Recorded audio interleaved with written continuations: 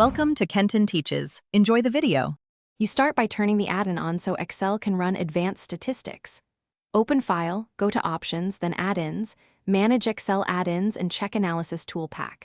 Click Go, enable the box, and install if prompted.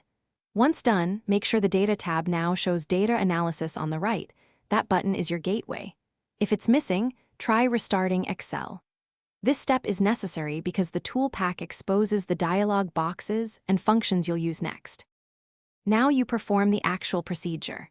Click Data Analysis, pick the test you need, t-test for means, regression for predictors, ANOVA for group differences, and click OK. Specify input range, S, and tick labels if your data includes headers. That avoids misinterpreting labels as numbers. Choose an output range or new worksheet ply so results don't overwrite raw data. Adjust options like alpha, confidence level, or constant. These control hypothesis thresholds. Once configured, hit OK and inspect the generated output table. Finish by interpreting results and securing your workflow.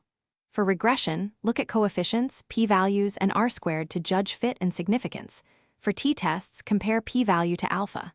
Save the workbook and copy output tables into a results sheet. That preserves calculations. If something goes wrong, such as missing data analysis or errors, reopen add-ins, re-enable Analysis Toolpak, or run Office repair. Also check Trust Center macro settings and restart Excel. These fixes resolve most common add-in problems quickly.